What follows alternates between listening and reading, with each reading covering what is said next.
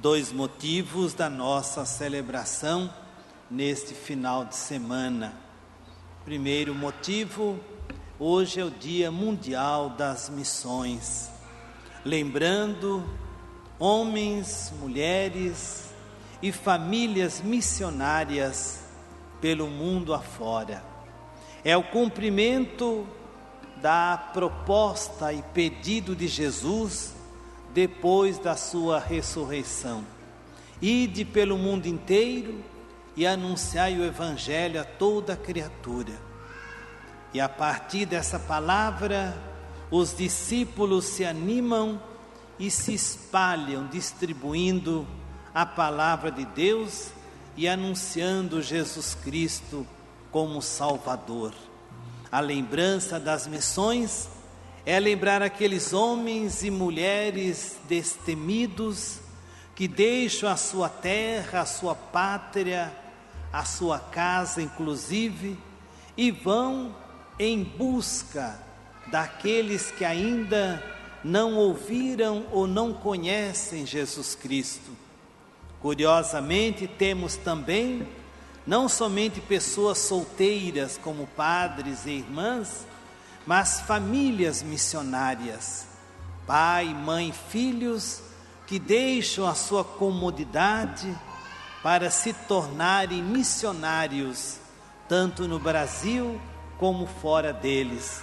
Para vocês observarem como o chamado missionário é um chamado que convoca a todos. A cada um é dada a necessidade do anúncio do Evangelho. Hoje, nesse Dia Mundial das Missões, nós talvez poderíamos ter duas expressões.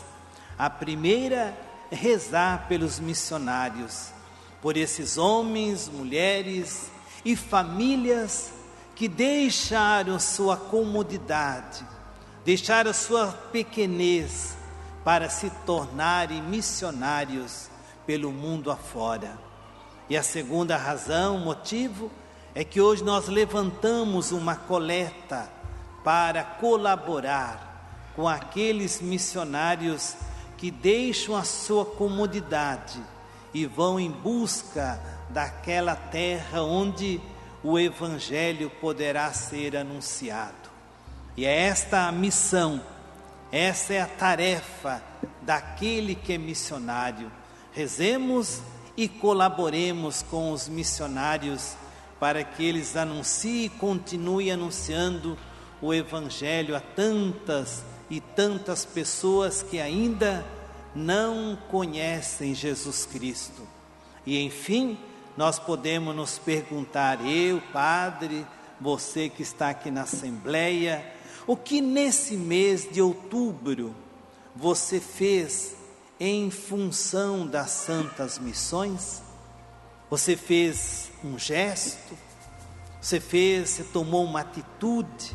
O que você fez? Nós já estamos terminando o mês de outubro, que é o mês das santas missões, e a gente precisa voltar a atenção sobre nós mesmos. A questão missionária é uma questão do batismo que eu recebi um dia. Um dia eu recebi o mesmo batismo, que esse batismo me dá o direito e a obrigação de me tornar missionário. Então pensemos nisso.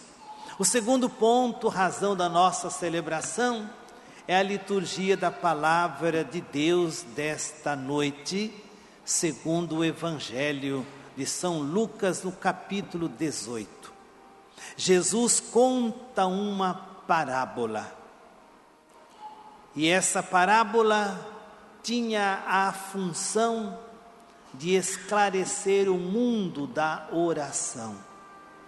Com certeza todos nós rezamos, cada um do seu jeito, do seu modo. E Jesus quis também orientar aqueles que confiavam na sua própria pessoa como valor de oração. E Jesus cria neste Evangelho um questionamento a respeito das nossas orações, ou do modo como nós rezamos como nós oramos.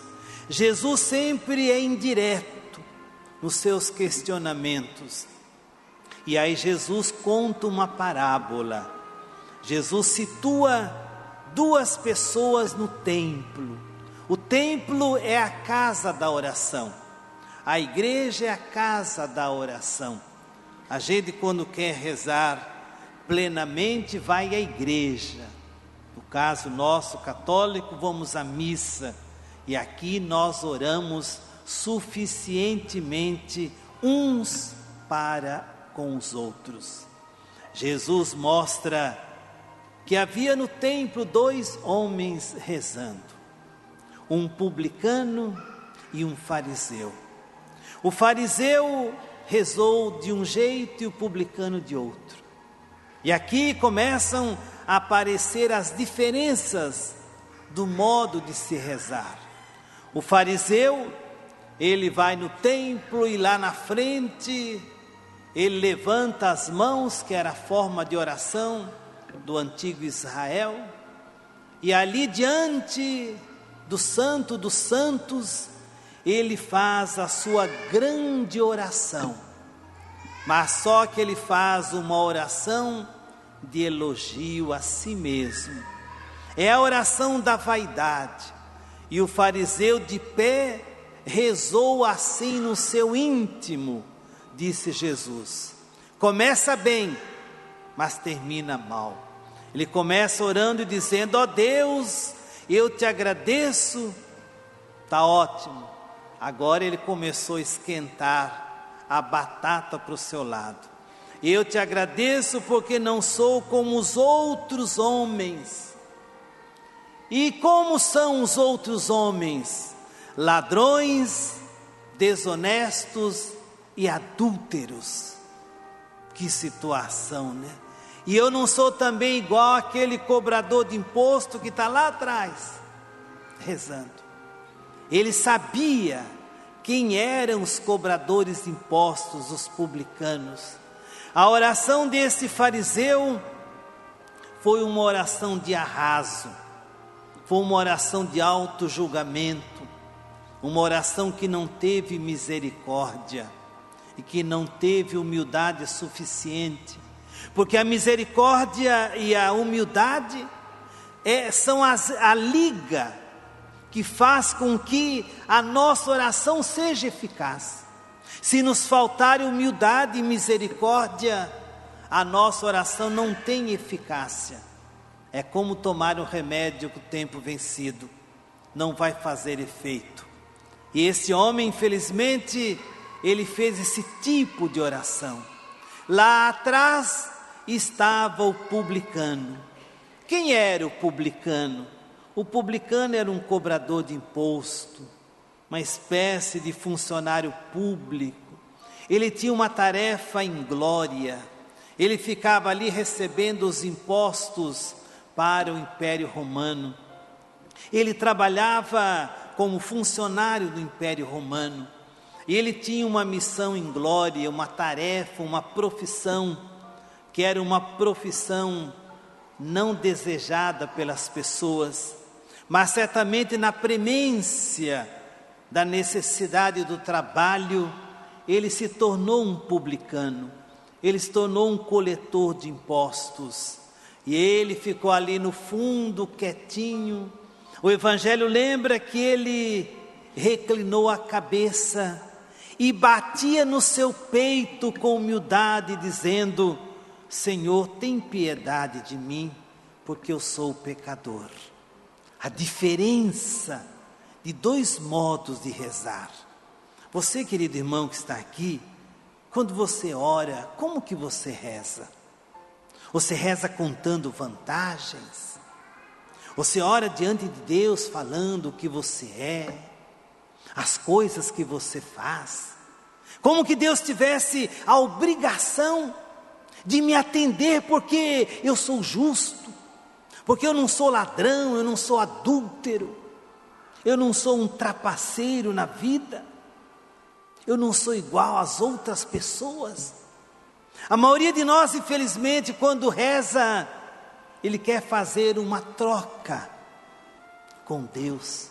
Ele quer mostrar a sua autossuficiência, como que querendo que Deus se comova diante da sua oração e para que Deus atenda o seu pedido.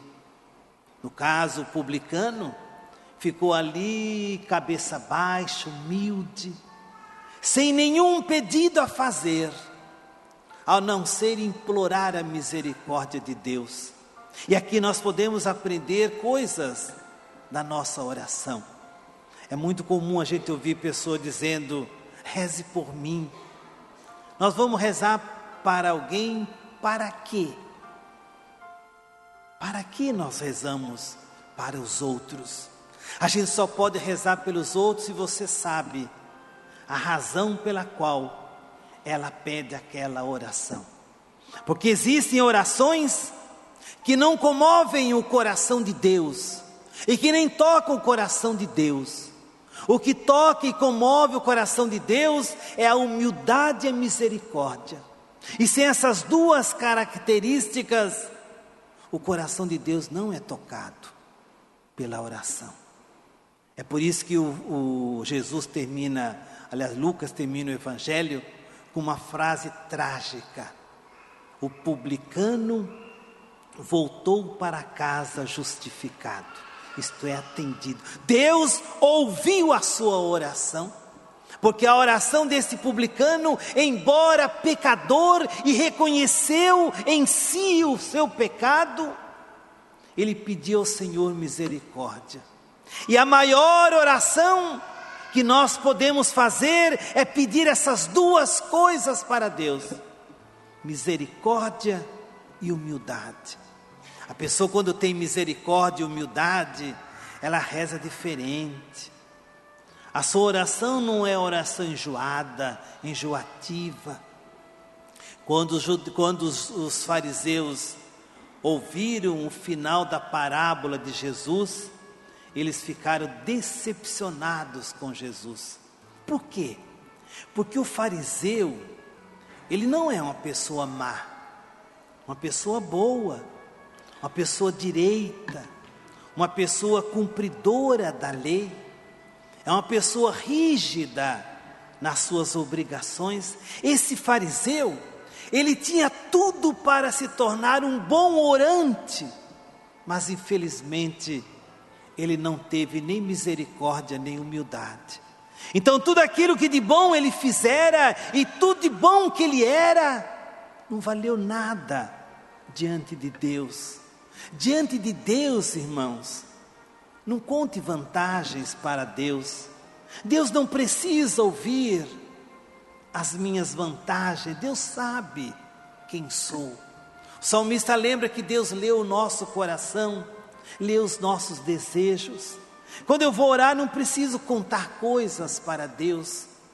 Eu me coloco humildemente como um publicano. Eu inclino minha cabeça, ajoelho-me e peço misericórdia e perdão para o Senhor.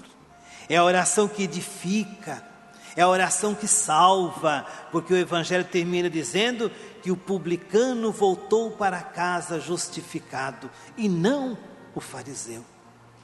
O fariseu que talvez, segundo os critérios humanos, quem deveria voltar para casa justificado seria o fariseu, e não o publicano, porque o publicano tinha uma péssima índole moral. Ele não tinha moral suficiente para pedir nada para Deus, e é justamente isso que ele fez. Ele não pediu nada para Deus, a não ser misericórdia.